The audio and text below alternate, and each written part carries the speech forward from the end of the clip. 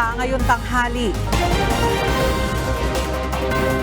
Dating Negros Oriental Congressman Arnolfo Teves Jr. na-aresto na sa Timor-Leste ayon sa Department of Justice. Mayor Janice Degamo at iba pang kaanak na mga napaslang sa March 2023 Pamplona incident. Umaasang mapapauwi kaagad sa bansa si dating Congressman Arnie Teves. Vice President Sara Duterte muling binigyan diinan na hindi nila napag-uusapan ng amang si dating Pangulong Rodrigo Duterte ang mga issues sa politika. Karinderya, ambulant vendor, hindi kasama sa calorie count requirement ng Quezon City Government. Matatanda, may kapansanan at mga may sakit na paglingkuran sa Fiesta ng Diyos ng Members Church of God International. Magandang tanghali mga kasangbahay. Ngayon po ay araw ng Biyernes, March 22, 2024 at una sa mga balita ngayong tanghali.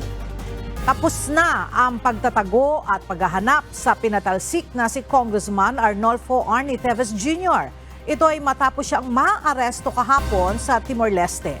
Ang detalye sa ulat ni Dante Amento.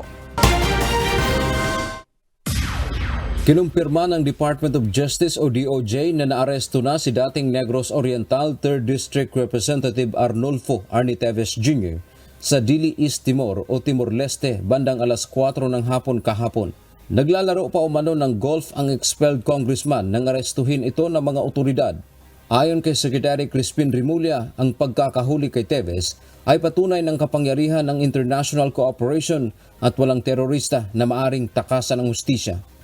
Dagdag pa ng DOJ, naging posible ang pag-aresto kay Teves dahil sa pakikipagtulungan ng law enforcement agencies tulad ng International Police o Interpol, National Central Bureau o NCB sa Dili at East Timorese Police.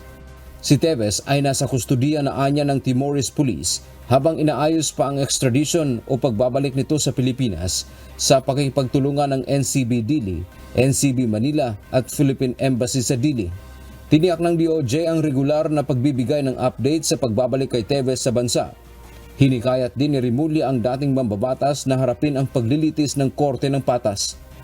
Si Teves ay nahaharap sa patong-patong na kasong murder kaugnay sa pagpatay kay Negros Oriental Governor Ruel Degamo at ilan pang sibilyan noong March 2023. Dante Amento, UNTV, News and Rescue. Diyos ang aming sadigan, serbisyo publiko ang aming pinahahalagahan. Ikinatuwa ni Pamplona Mayor Janice Degamo ang pagkakaaresto kay expelled Congressman Arnie Teves. Ang detalye ng ulat ihahatid ni Dante Amento live. Dante, ano ang plano o inaasahan ng pamilya Degamo sa pagkakaaresto kay dating Congressman Teves? Magandang tanghali, Ella. Ayon sa may bahay ng napaslang na si Governor Ruel Degamo na si Pamplona Mayor Janice Degamo, umaasa sila, Ella, na agad ding mapapauwi ng bansa ang pangunahing suspect sa pagpatay sa kanyang asawa at ilan pang sibilyan.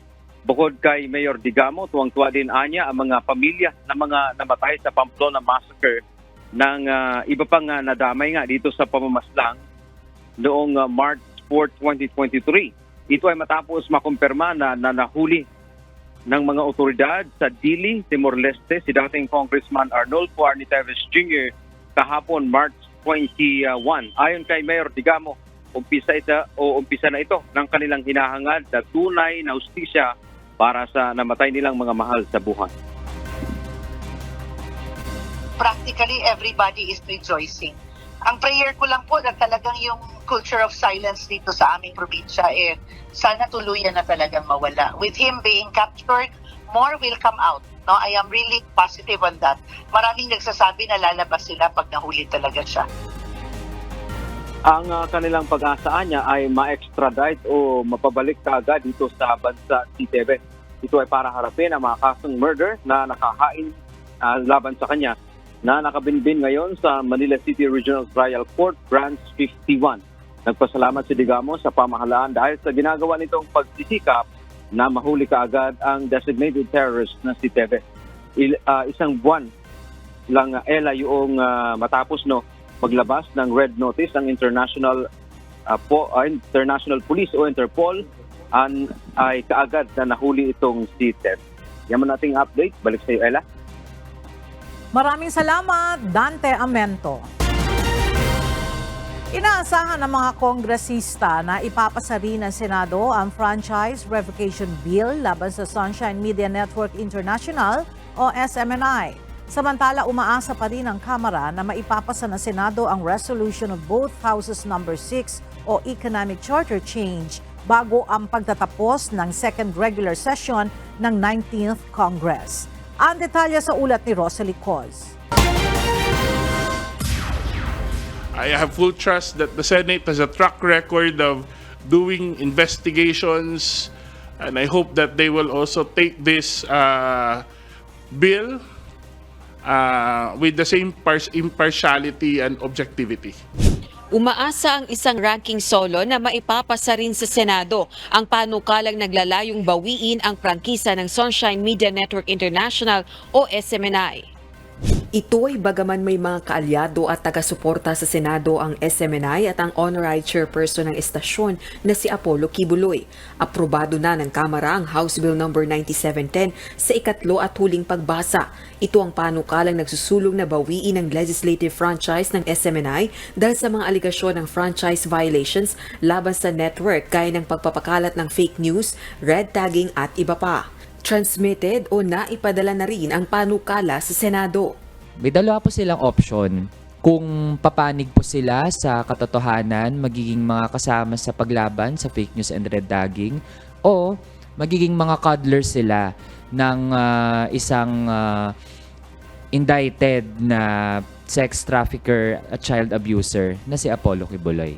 I'm sure may mga discerning lawmakers tayo dyan. At sa tingin ko, hindi naman nila pababayaan na false information din ang kumalat. Samantala, umaasa pa rin ang Kamara na maipapasa ng Senado ang resolution of both houses number 6 o Economic Charter Change. Ito ay bago ang pagtatapos ng second regular session ng 19th Congress sa May 25. Transmitted na rin ng Kamara ang resolution of both houses number 7 sa Senado. We're looking at our friends in the upper house of what they will do, because as they insist, Congress is a bicameral body, and the actions of the House has to be reciprocated by the Senate. Rosalie Coz, UNTV News and Rescue. Diyos ang aming sandigan, serbisyo publiko ang aming pinahahalagahan. Tiniyak ng isang senador na pag-aaralang mabuti ng Senado o sa Senado ang panukalang bawiin ang prangkisa ng Sunshine Media Network International o SMNI. Ayon kay Senator Grace Poe, chairperson ng Senate Committee on Public Services, didinggin nila ang panukalang franchise revocation ng SMNI sa oras na maitransmit na ito sa Senado. Ito rin anya ang kauna-unahang panukala patungkol sa pagbawi ng prangkisa na umuusad sa Kongreso. Kaya dadaan niya ito sa masusing pag-aaral at pagsisiyasat sa Senado. Wala rin anyang franchise bill ang binibigyang prioridad, kaya ipauubaya na anya ni Senator Poe sa liderato ng Senado ang magiging takbo ng pagdinig. Nagpahayag ng kahandaan ang Commission on Elections o COMELEC na tanggapin ang resolution of both houses o RBH 7 kapag isinumite sa kanila ng Kamara. Ngunit tiniyak ng komisyon na dadaan ito sa masusing pag-aaral. Ang detalye sa ulat ni Dante Amento. Walang magagawa ang Commission on Elections o COMELEC kundi tanggapin ang resolution of both houses o RBH 7 ng House of Representatives kung isusumite ito sa kanila. Ayon kay COMELEC Chairman George Erwin Garcia, bahagi ito ng kanilang trabaho. Ministerial duty ng COMELEC sa pagtanggap sa mga ganyan. Ang katanungan lang ay ano ba ang tamang procedure? Kung ito ay pinapatanggap sa atin ng House of Representatives, ito ba ay sapat base sa saligang batas o kakailanganin natin ang Senado na meron ding counterpart na parehas na resolusyon? Pagtitiyak ni Garcia, tatalakayin pa sa ANBank kung dapat magsagawa ng plebisito para sa panukalang economic charter change.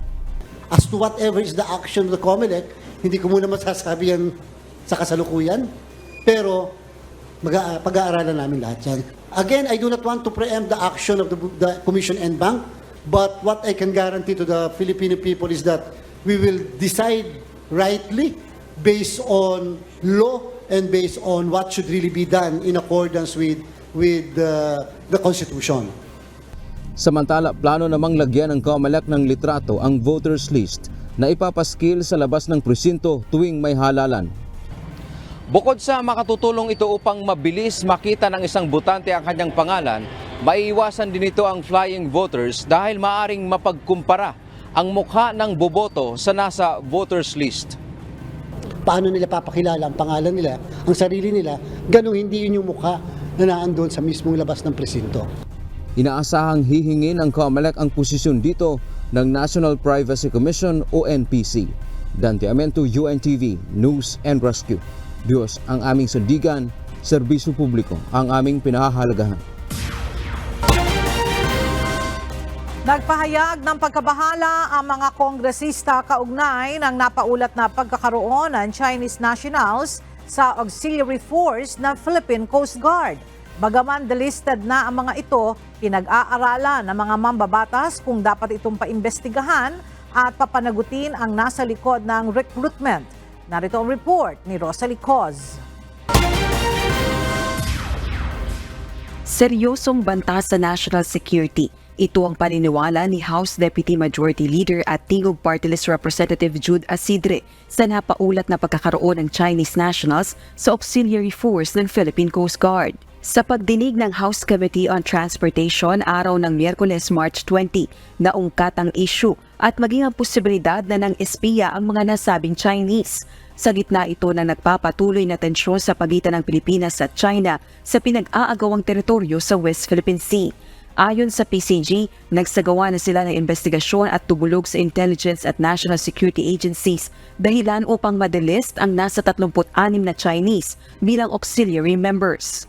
These Chinese who have been a member of the auxiliary of the Coast Guard have been performing perhaps spying duties dito sa atin and in the guise of being auxiliary members of the Coast Guard. So I'm glad that you have already taken an action by delisting them.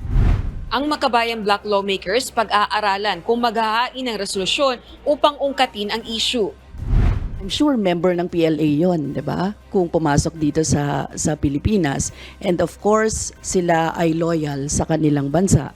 At malamang na report yung mga kung ano ang nangyayari dito sa ating bansa. At yun po yung nakakabahala kasi intelligence information. At ngayon kaya siguro pag-aaralan namin kung paano talaga magkaroon ng resolution para paimbestigahan ito.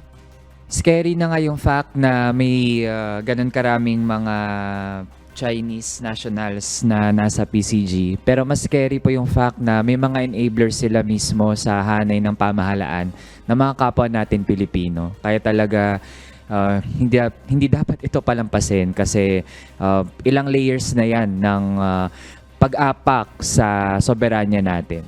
Nabanggit naman ni House Deputy Minority Leader, ACT Teachers Party List Representative Franz Castro ang posibilidad na may kaugnayan ito sa umano'y deal ng dating Administrasyong Duterte sa China kaugnay ng West Philippine Sea. Kaya parang tumitibay yung ating tumitibay yung ating hinala, yung ating hypothesis na meron talagang deal itong si Duterte with China. Kaya talagang panagutin. Gusto natin talagang panagutin ito. Kung hindi ito mapapanagod ng PCG, ay baka pag-aralan din namin yung pagpa-file ng resolution kaugnay dito. 2 hanggang 3 taong naging miyembro ng auxiliary force ng PCG ang mga inalis na Chinese. Nagpapatuloy din ang kanilang investigasyon at tiniyak na papanagutin ang mga nag-recruit dito. We are proceeding with this very carefully, Your Honor. Rest assured that I will do my part as the Commandant of the Coast Guard to make sure that the Coast Guard is a national security relevant agency. Sa pinakahuling pahayag ng PCG, wala namang malinaw na basihan para sabihing espiya ang mga Chinese na tinanggal. Tanging humanitarian assistance din ang bahaging ginampanan ng mga ito at walang kinalaman sa operasyon ng organisasyon. Rosa Licoz, UNTV News and Rescue. Diyos ang aming sandigan, serbisyo publiko ang aming pinahahalagahan. Ipinagdiriwang ngayong araw ng Philippine Army ang kanilang ika-127 anibersaryo. Mula sa Bulacan, makibalita tayo kay Nestor Torres, live. Nestor, ano-ano ang mga aktibidad na isasagawa kaugnay ng anibersaryo ng Hukbong Katihan? Napakadaming aktibidad na isinagawa nga kanina, kabilang na nga itong pagsasagawa nila ng Hara Ball Parachute Mask Cup, kung saan nga ay ipresenta nila yung mga magagamit na sa akaling in case of emergency ng mga sundalo sa panahon ng kanilang pangangailangan. Sa pagdiriwang ng ika-127 taong anibersaryo ng Philippine Army o Sandatahang Lakas ng Pilipinas ngayong araw sa Camp Donel, Tarlac City, dumalo sa pagtitipon ang nasa 3,000 sundalo kasama sina Secretary of National Defense na si Gilbert Guido Chodoro at siyang naging representante ni Pangulong Ferdinand Marcos Jr. Special to Assistance to the President Secretary Antonio Ernesto Lagdameo Jr., Chief of Staff General Romeo Browner Jr. Sa selebrasyon, ipresenta ng mga sundalo ang kanilang mga kagamitan at mga sasakyan gamit nila sa land, air at sea na ginagamit nila sa kanilang paglalakbay sa oras o panahon ng deployment, bukod pa ang drone na ginagamit din nila sa operasyon. Samantala, masasaksiyan din ang Army exhibition ng mga sundalo gamit naman ang kanilang mga arnis. Nais ng Philippine Army o matatag ng Hukbong Katihan ng Pilipinas para sa bagong Pilipinas nga ay mapalakas ang hanay ng mga sundalo, partikular na ang mga pagsasanay at karagdagan pang reserve service na kasama nila sa serbisyo sa taong bayan. Binigyang diin din ng pagkilala nila ng Philippine Army sa 39 na sundalo na nagbuwis ng kanilang buhay sa bansa nitong nakaraang taon.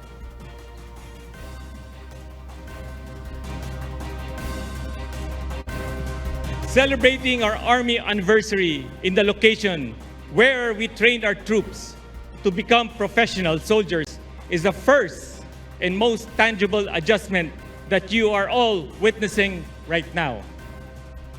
We want to underscore that the Army is moving beyond the expected ways, that we prefer today to celebrate our anniversary with our troops who are training to fight, preparing their minds and bodies to defend our country at all costs.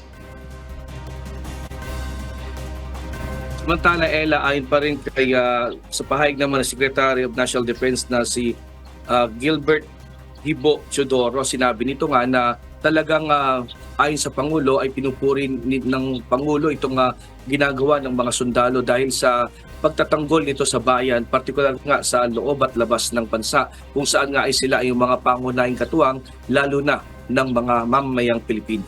At yan mo ating latest live, balik sa iyo. Ella? Maraming salamat, Nestor Torres. Magsasagawa ng Interagency Press Conference sa Campo Crame mamayang hapon. Dadaluhan ito ng iba't ibang ahensya ng pamahalaan para sa paghahanda sa long holiday. Mula sa Camp Crame, may ulat si Leia Ilagan live. Leia, ano-anong ahensya ang kasama sa presscon at ano-ano ang tatalakayin?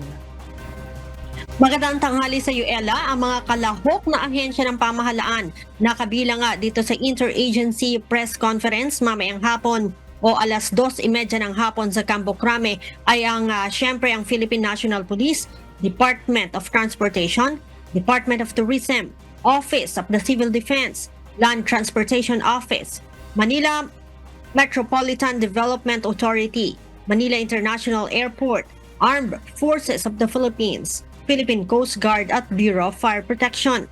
Inaasahan, Ella, na tatalakayin ng mga ito ang seguridad na ipapatupad ngayong mahabang bakasyon Sa ganitong mga panahon kasi dumadagsa ang mga pasahero sa mga bus terminals, airports at seaports. Inaasahan din Ella ang pagsisikip ng mga pangunahing lansangan dahil nga sa dagsa ng mga uuwi sa kanilang mga probinsya para magbakasyon. Ganon din ang pagdami ng mga magtutungo sa mga pangunahing pasyalan at tourist spots sa bansa. Nauna nang sinabi ng PNP Ella na wala naman silang namomonitor na banta sa seguridad ng mahabang bakasyon. Gayunman, hindi pa rin aniya sila magpapakakampante. Nasa 34,000 na mga pulis ang kanilang i-deploy. Kabilang na dyan ang 7,000 tourist police at nasa 400 na mga K9 units. Ito ay upang masiguro na hindi malulusutan ang mga nais na manamantala ngayong bakasyon. Ella? Maraming salamat, Leia Ilagan. Roundup Balita. Muling nanguna si dating Pangulong Rodrigo Duterte sa mga napupusuan ng publiko para tumakbo bilang senador sa darating na 2025 midterm elections. Base ito sa resulta ng pinakabagong survey na isinagawa ng Tangere. Lumabas sa survey na 56% na mga respondent ang nagsabing susuportahan nila si dating Pangulong Duterte kung kakandidato ito sa pagkasenador. Pumangalawa naman sa listahan si ACT-CIS Party List Representative Erwin Tulfo na nakakuha ng 53%. Pangatlo si Senator Bongo na sinundan ni na dating Senate President Vicente Tito Soto, Senator Pia Cayetano, Senator Amy Marcos, Manny Pacquiao at dating Manila City Mayor Isko Moreno Dumagoso. Kabilang rin sa mga napupusuan ng publiko na tumakbo sa pagka-senador sina Ben Tulfo, Senators Ronald Bato de la Rosa, Francis Tolentino, Lito Lapid at si Dr. Willie Ong. Isinagawa ang survey mula March 7 hanggang March 10 mula sa 2,400 respondents.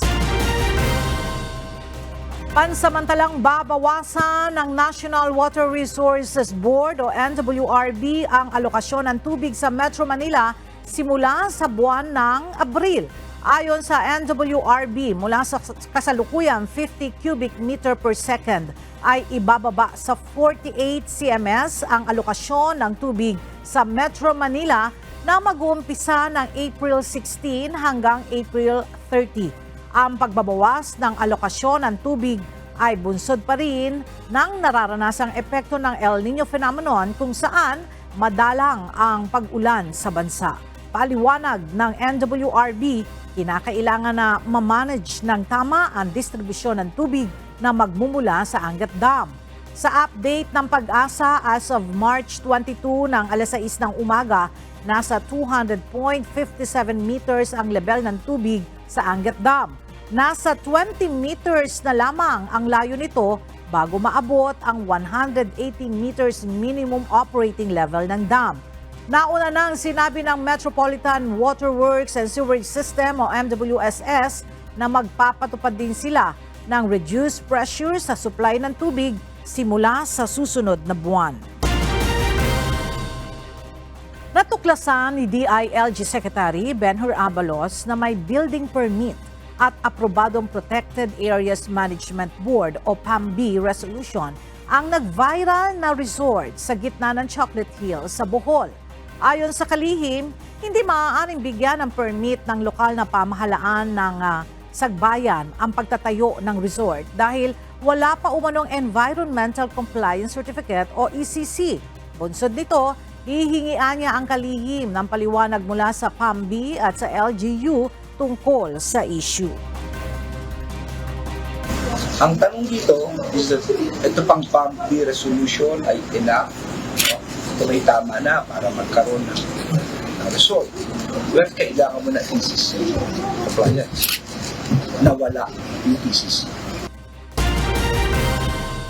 Nagbabala ang Bureau of Customs sa publiko na huwag tangkilikin ang mga nagbebenta ng mga nasabat na luxury vehicles at iba pang mga produkto online. Ayon sa ahensya, may mga natatanggap silang report hinggil sa umano'y mga individual na nagbebenta ng mga nasabat na sasakyan at produkto ng BOC. Paalala ng mga otoridad sa publiko, Ang pagbebenta ng mga BOC seized items ay ginagawa sa pamamagitan ng public auction sa pangunguna ng Concerned Port o BOC Office. Mayroon din nila itong issuance ng kaukulang Notice of Auction Sale na ipinopost sa official website at Facebook page ng BOC. Binigyan diin ng BOC na ang anumang bentahan ng mga nasabat na produkto sa iba pang mga platforms ay iligal at mahigpit na ipinagbabawal.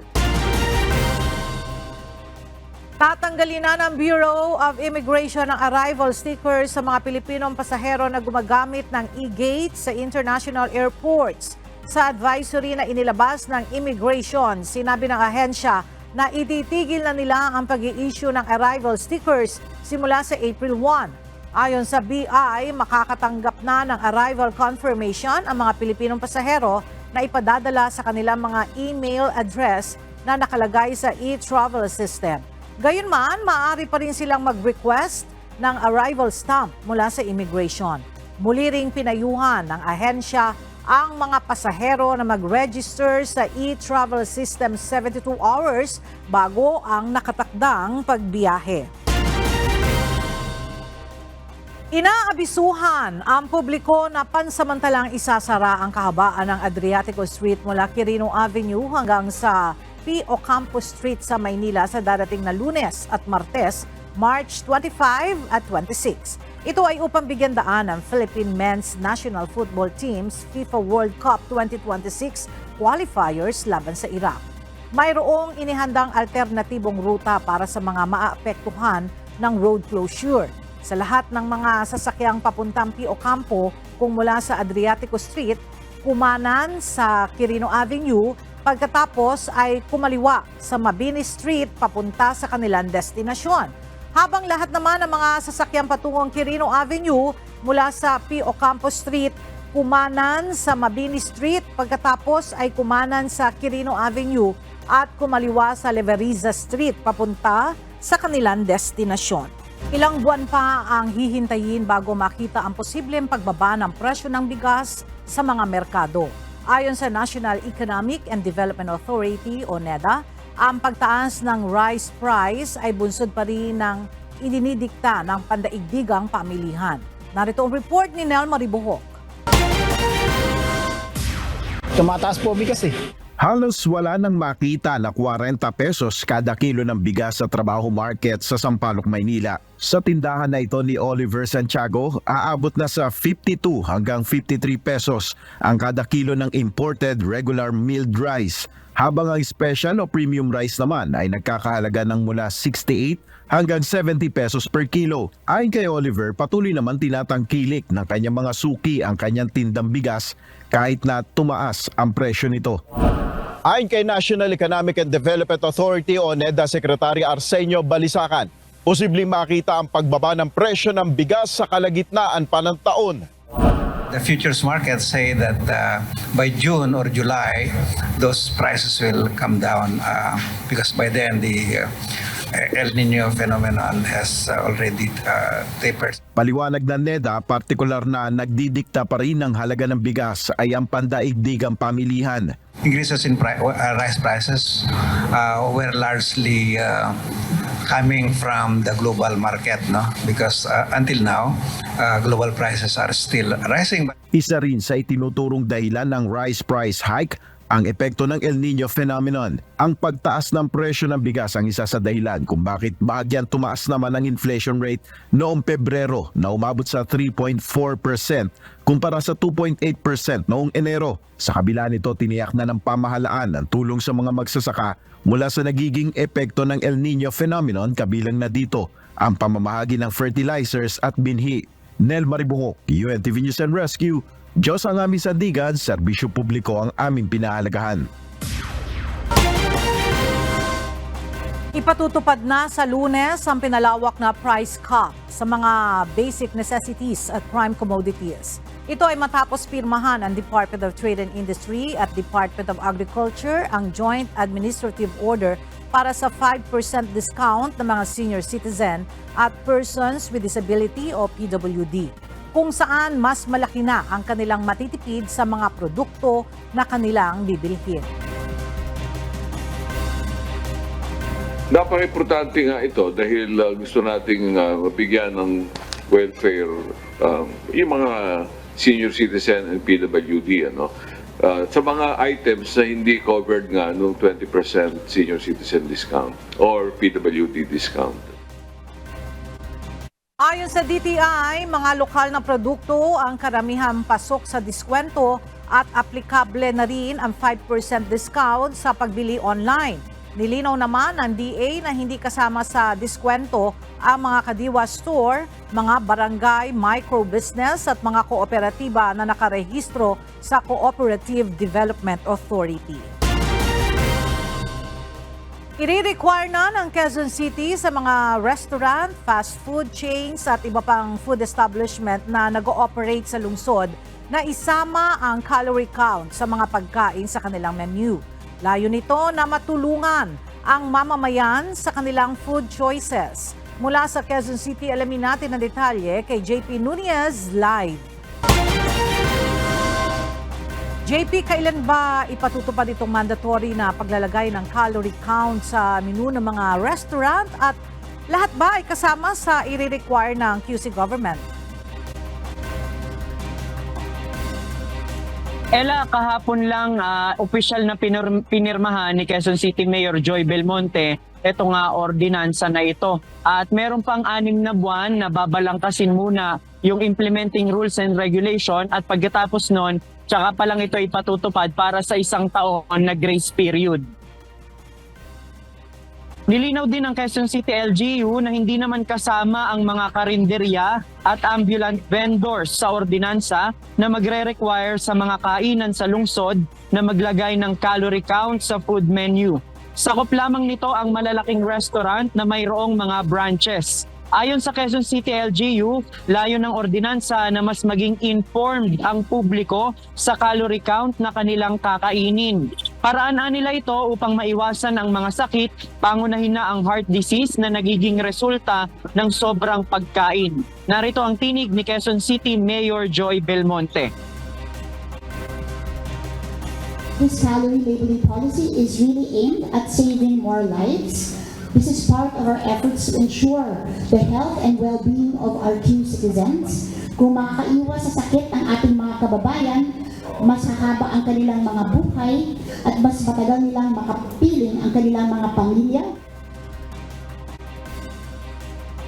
Samantala, kapag fully implemented na ang ordinansa, mayroong mga penalty ang ipapataw sa mga lalabag dito. Sa first offense, mag-i-issue ang LGU ng notice of violation at pagmumultahin ng 1,000 pesos ang lumabag. Sa second offense, ire-require ang mga employee at manager ng kainan na sumailalim sa training para makakomply sa ordinansa. Sa third offense naman, mag-i-issue na ang LGU ng cease and desist order at pagmumultahin ng 3,000 pesos ang lumabag.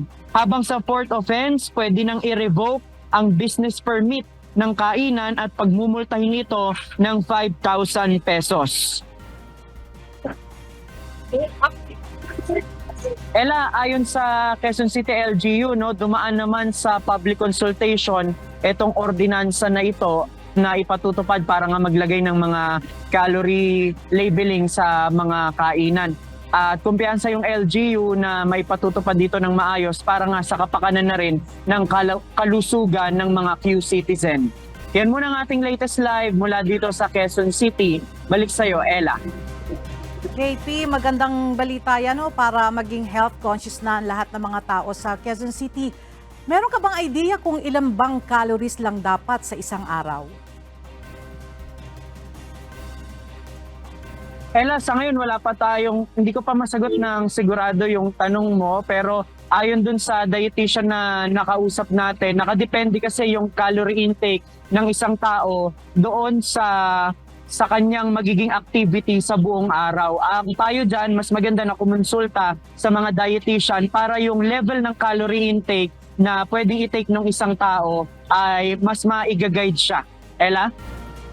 Alright, maraming salamat, JP Nunez.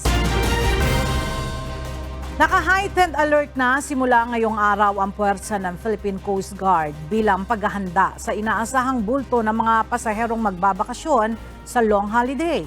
Kaugnay nito, tiniyak ng PCG na mahigpit nilang ipatutupad ang no overloading sa mga barko at iba pang mga sasakyang pandagat na maglalayag upang maiwasan ang anumang aksidente.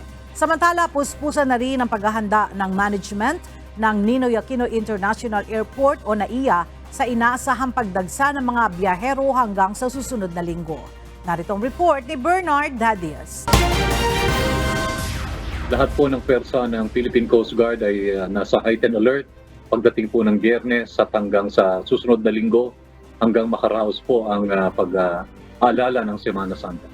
Target ng Philippine Coast Guard na maabot ang zero maritime casualty ngayong darating na long holiday. Kaugnay nito, naka-heightened alert na ang buong pwersa ng PCG dahil sa inaasahang bulto ng mga pasaherong bibiyahe. Ayon sa PCG, mayorya ng kanilang pwersa ay magbabantay sa mga pantalan upang masiguro ang ligtas na pagbiyahe ng ating mga kababayan. At para maiwasan na maulit ang mga nagdaang aksidente sa mga sasakyang pandagat, mahigpit na ipatutupad ng PCG ang no overloading policy sa mga maglalayag na barko at bangka para sa kaligtasan ng mga pasahero. Nagkalat na po tayo ng mga tauhan, nagdagdag po tayo ng mga tauhan para po sa safety measures na pinatutupad ng Philippine Coast Guard. Tinitiyak po natin sa mga kababayan natin na walang overloading na magaganap at lahat po ng mga kababayan natin ay nasa tamang manifesto at hindi po natin pababayaan yung mga bagay na nakakapaminsala at maaring maging sanhi ng sunog o ng panganib sa barko, sa paglalayag na makalusot sa mga inspeksyon na gagawin natin sa mga pantalan. Bukod sa pag-inspeksyon sa mga pier at bagahe ng mga pasahero, naka-alerto rin ang iba pang mga tauhan ng PCG upang rumisponde sakaling mayroong aksidente na mangyayari sa kalagitnaan ng paglalayag ng mga pasahero. May ugnayan na rin ang mga ito sa ilang mga beach resort upang maiwasan ang mga kaso ng pagkalunod, lalo't marami nag-outing kapag mga ganitong panahon. Magkakalat po tayo ng mga tauhan na tutulong po o augment do sa mga lifeguards ng mga resorts at mag-iikot sa mga isla para po sa mga mag-island hopping ay masubaybayan natin sila at hindi magkaroon ng anumang aberya. Samantala, pinaghandaan na rin ng Manila International Airport Authority o MIAA ang inaasahang bulto ng mga pasahero na dadagsa sa darating na long holiday. Sa pagtaya ng MIAA, inaasahang tataas ng nasa 15% ang passenger volume sa 4 na terminal ng NAIA mula March 24 hanggang March 31. Kaugnay nito, tiniyak ng management ang pagkakaroon ng sapat na manpower, maayos na mga pasilidad at sapat na supply ng kuryente sa buong airport. Bukod dito, magkakaroon din ng adjustment sa runway upang ma-accommodate ang mga flight. Inatasan na rin ng mga airline company na magkaroon ng contingency plans at dagdag na aircraft alinsunod sa nakasaad sa Air Passenger Bill of Rights. Pinapayuhan ng mga pasahero na pumunta sa NAIA ng 2 oras ng mas maaga kung domestic flight at 3 oras naman kung international flight upang makaiwas sa aberya. Bernard Dadias, UNTV News and Rescue. Diyos ang aming sandigan, serbisyo publiko ang aming pinahalagahan. Hindi napapatawa ng parusa ng Department of Education ang gurong nag-viral online habang sinisermonan ang kanyang mga estudyante. Gayunman, pinayuhan pa rin ito ni Vice President at Education Secretary Sara Duterte na maging mahinahon sa lahat ng pagkakataon. Narito ang report ni Jed Neresina. Nauunawaan ni Vice President at Education Secretary Sara Duterte ang nararamdaman ng guro na nag-viral sa social media kamakailan habang pinagsasabihan ang kanyang mga estudyante. Ayon kay VP Sara, natural lang na dumarating sa puntong magagalit ang mga teacher habang nasa klase. Kaya naman hindi na niya ito papatawan ng parusa. Ang una kong naging reaction is tao lang, yung teacher, lahat tayo umaabot sa punto na nagagalit tayo, lalo pag na-frustrate tayo. Nakita ko yung explanation niya and then sinabihan ko ang regional office natin na there will be no penalties for the teacher. Dagdag ni VP Sara, hindi rin biro ang trabaho ng mga guro sa dami ng hinaharap nilang mag-aaral. Kinausap ng regional office ang nag-viral na guro at pinayuhang huminto muna sa pagklase sakaling nakararamdam ulit ng galit. Just to remind the teacher that if she is angry, she has to pause, itigil muna yung klase, and when she's not angry anymore, saka siya mag-klase ulit. Personal ring siniguro ni VP Sara na handa ang DepEd na magbigay ng tulong sa mga batang maaaring naapektuhan sa nangyari. Jed Neresina, UNTV News and Rescue. Diyos ang aming sandigan, serbisyo publiko ang aming pinahahalagahan. Sinangayunan ng Teachers Salon at Makabayan Block Lawmaker ang naging hakbang ng Department of Education ang hindi pagpapataw pa ng parusa sa nag-viral na guro dahil sa paninermon habang naka-live stream. Kasabay nito, nanawagan ng mambabata sa mga kasamahan sa Kongreso na bilisan ang pagpasa ng Teachers Protection Act. Ang detalye sa ulat ni Rosalie Coz live. Rosalie, anong paliwanag ni Rep. Castro at bakit suportado nito ang naging hakbang ng DepEd this time? Ella, ipinaliwanag ni House Deputy Minority Leader at ACT Teachers Party List Representative Franz Castro na mabigat ang trabaho ng mga guro ngayon at hindi may iwasan na napupuno na sila. Sa gitna ito ng anyay liit ng sahod na tinatanggap, laki ng class size at iba pang administrative at ancillary tasks ng mga teacher. Subalit gate nito dapat naman sa maayos na paraan na ilalabas ang mga hinanakit na mga guro at dapat ding dagdagan ng guidance counselors, psychologists at mental health activities sa mga paaralan. Gayunpaman, suportado nga nito ang naging hakbang ng Department of Education matapos na hindi patawan ng sanksyon o parusahan ang nag-viral na teacher dahil sa paninermon habang naka-livestream at sa halip ay pinagsabihan na lang sa ginawa nito. Kasabay naman ito nanawagan din ang mambabata sa mga kasamahan sa Kongreso na pabilisin ang pagpasa sa Teachers Protection Act. Layo naman ang panukalang protektahan ang mga guro at instructors laban sa mga maling akusasyon ng child abuse. Naaprubahan na ito sa House Committee on Basic Education and Culture, subalit hindi pa na isasalang sa plenaryo ng Kamara. Balik sa iyo, Ella. Maraming salamat, Rosalie Coz. Naging abala si Vice President at Education Secretary Sara Duterte sa maghapong schedule kahapon sa Cambodia. Bukod dito, nabanggit niya na hindi sila nag-uusap ni dating Pangulong Rodrigo Duterte. Para sa detalye, may live report si Jed Neresina mula Phnom Penh, Cambodia.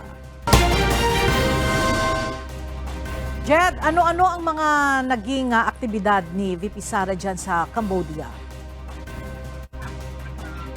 Ella, simula kahapon ay naging abala na si Vice President at Education Secretary Sara Duterte dito sa Cambodia.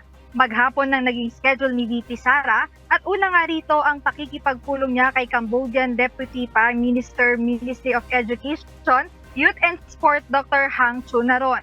Bumisita rin siya sa Anuwat Primary School at nagbigay naman ng Certificate of Accreditation sa Philippine International School of Phnom Penh, na kauna-unahang Philippine School sa Mekong Region.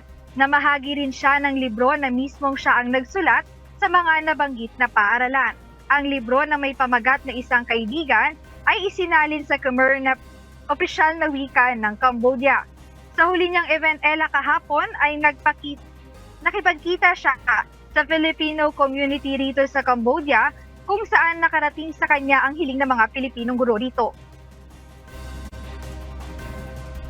Una doon sa mga teachers, sa sahod ng teachers. So sinabi ko sa kanila na subukan natin buksan yung lines of communication sa Cambodian Ministry of Education with regard to this.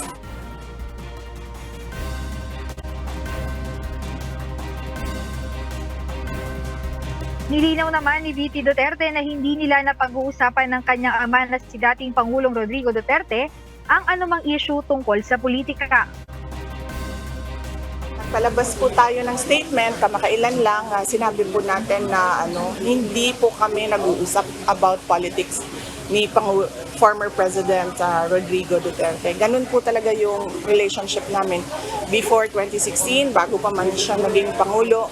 nung naging Pangulo na siya, hanggang ngayon, hindi ganyan yung relationship namin ni former President Rodrigo Duterte. Hindi kami nag-uusap ng politika kapag kami ay nagkakasama. Lagi yung mga concerns ng kanya-kanyang pamilya, yun yung napapag-usapan.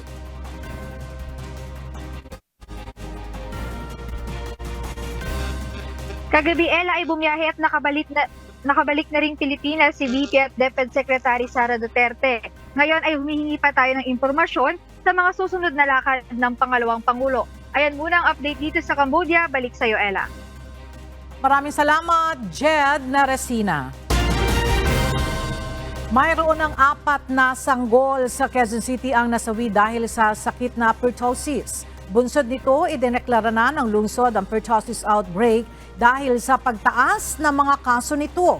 Narito ang report ni JP Nunez. Nagkaroon ng biglang pagtaas sa kaso ng pertussis o whooping cough o ubong dalahit naman sa Tagalog sa Quezon City. Batay sa ulat ng City Epidemiology and Surveillance Unit ng lungsod, mayroon ng 23 cases nito at 4 na ang nasasawi na pawang mga sanggol. 2 sa nasawi ay hindi na bakunahan mula sa routine immunization. Kung ikukumpara, lubhang kapansin-pansin ang biglaang pagtaas ng kaso dahil noong nakaraang taon walang naitalang pertussis case sa Quezon City sa kaparehong panahon mula Enero hanggang Marso. Ang median age ay around 6 months. No? So talagang yung mga baby ang vulnerable natin na makakuha ng pertussis. Although adults can also have mild symptoms. Paliwanag ni Mayor Joy Belmonte, dahilan ng pagtaas ng kaso ng pertussis sa lungsod ay ang kakulangan ng pentavalent vaccine na kasama sa routine immunization ng mga sanggol. Sa July pa niya maidi-deliver ang supply na bakuna mula sa DOH. Sa ngayon, naghahanap na sila ng mga pharmaceutical company na pwedeng mag-supply ng bakuna. Kung meron naman kasing supply na available ng pentavalent vaccine, hindi po tayo magde-declare ng outbreak because that means that we can easily control the situation. But the scarcity of the vaccine is what makes this an outbreak. Idineklara na ni Mayor Belmonte ang pertussis outbreak sa Quezon City. Pero nilinaw naman ng QCLGU na kahit na may outbreak ng pertussis sa lungsod, hindi naman na mauulit ang lockdown gaya noong COVID-19 pandemic. Hindi rin magiging required ang face mask sa lungsod, kundi hinihikayat lamang ang mga may sintomas na magsuot nito upang maiwasang makahawa. Based on national guidelines, the number of cases in the city have reached the point of an outbreak. Kaya kailangan natin ideklara na meron po tayong pertussis outbreak sa lungsod Quezon. Samantala sa tala ng Department of Health, aabot na sa halos 500 kaso ng pertussis ang naitatala sa bansa mula Enero hanggang Marso ngayong taon. Batay sa datos mula noong 2019, hindi pa aabot sa 100 kaso ang naitatala sa unang 10 linggo ng taon. Pero ngayong 2024, 453 cases na ng pertussis ang naitatala. Naka-code blue na nila ang Department of Health, hudyat ito ng mas maigting na kampanya upang labanan ang pagkalat ng iba't ibang uri ng virus sa pamamagitan ng pagbabakuna. JP Nunez, UNTV, News and Rescue. Diyos ang aming sandigan, serbisyo publiko ang aming pinahahalagahan.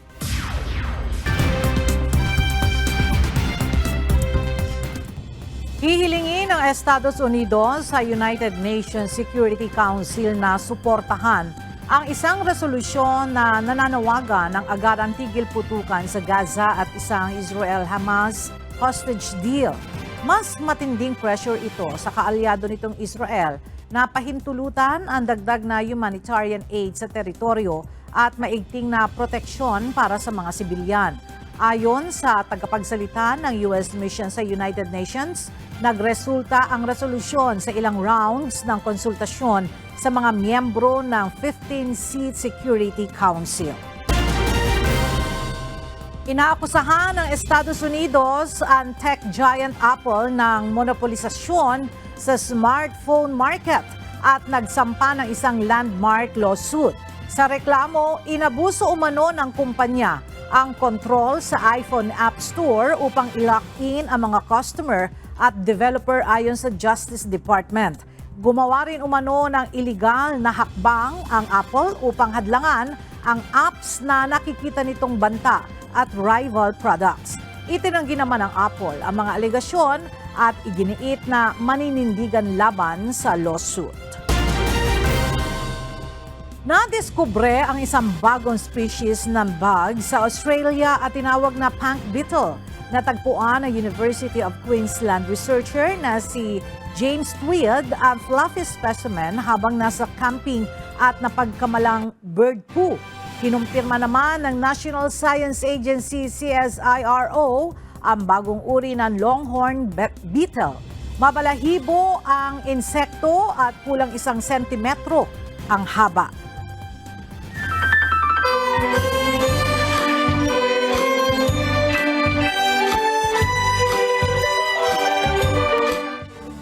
Puno ng kasayahan, kalakip ang pag-ibig at kawanggawa para sa kapwa, lalo na sa mga may kapansanan, walang anuman at may karamdaman. Yan ang tampok sa Grand Fiesta ng Diyos ng Members Church of God International kahapon. Narito ang report ni Nestor Torres.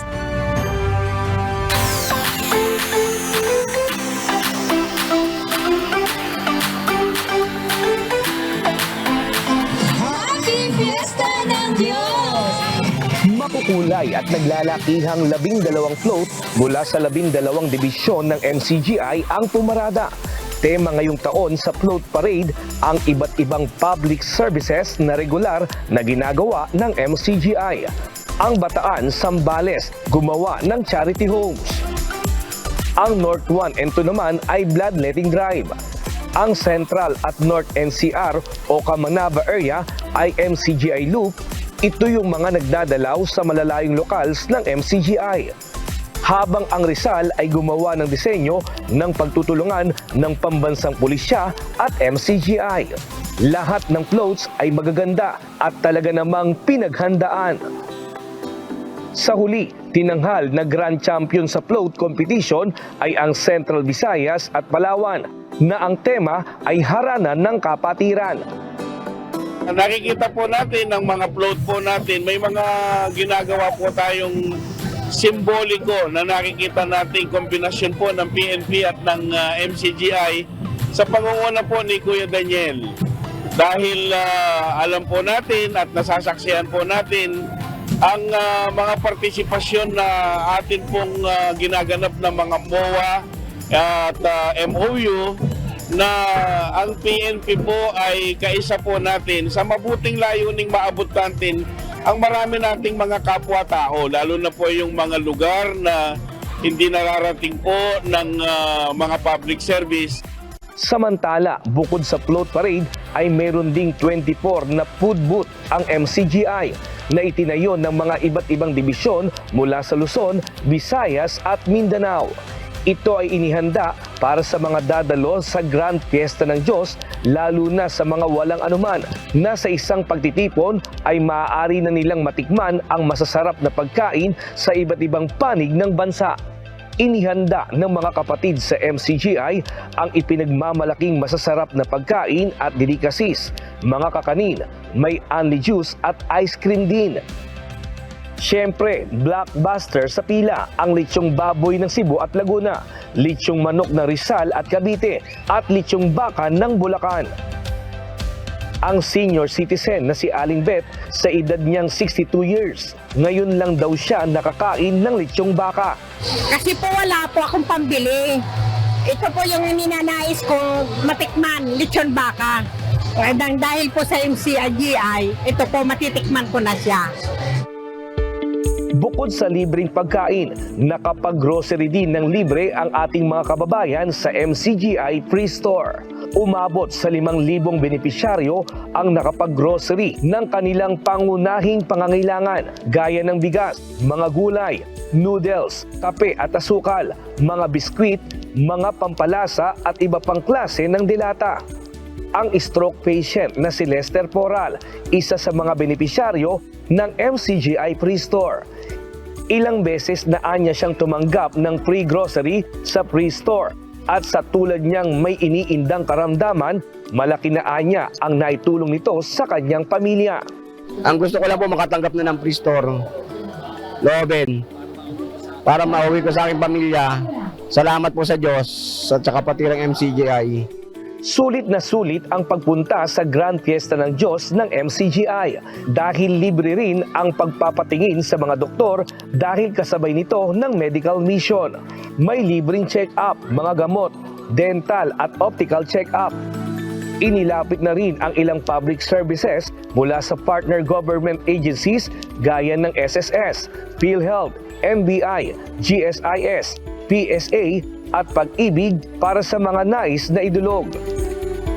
Kaya't anuman ang kalagayan sa buhay, edad, kasarian o relihiyon ay naramdaman ng mga dumalo sa Grand Fiesta ng Diyos ng MCGI ang paglingap ng Diyos sa pamamagitan ng sama-samang paggawa ng mga kapatid sa MCGI. Ang mga magkakapatid ay naglilingapan, nagmamalasakitan at isang bahagi ng ating mga paglilingkod ang sama-sama tayo na mabuhay ayon doon sa aral na itinuturo ng Diyos sa atin. Magtutulong-tulong tayo sa pagdadala ng pasanin ng isa't isa. Sa gayon natin matutupad ang kautusan ni Kristo. Kaya isang paraan ngayon mga kapatid, tayo'y magpakita ng paglingap sa ating mga kapwa, sa ating mga kapatid.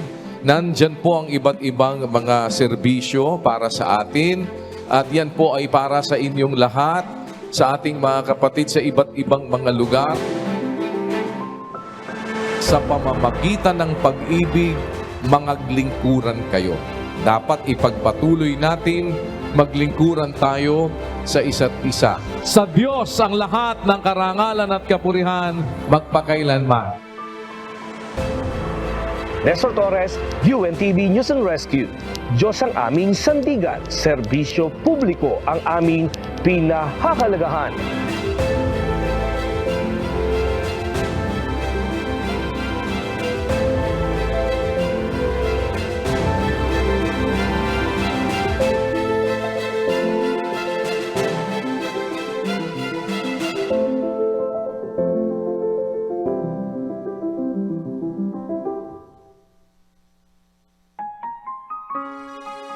At sa ating iiwang mga salita ng Diyos na ating sandigan mula sa Aklat ng Hebreo, Kapitulo 4, versikulo 12, na nagsasabi, sapagkat ang salita ng Diyos ay buhay at mabisa at matalas kaysa alinmang tabak na may dalawang talim at bumabaon hanggang sa paghihiwalay ng kaluluwa at espiritu, ng mga kasukasuan at ng utak, at madaling kumilala ng mga pag-iisip at mga haka ng puso.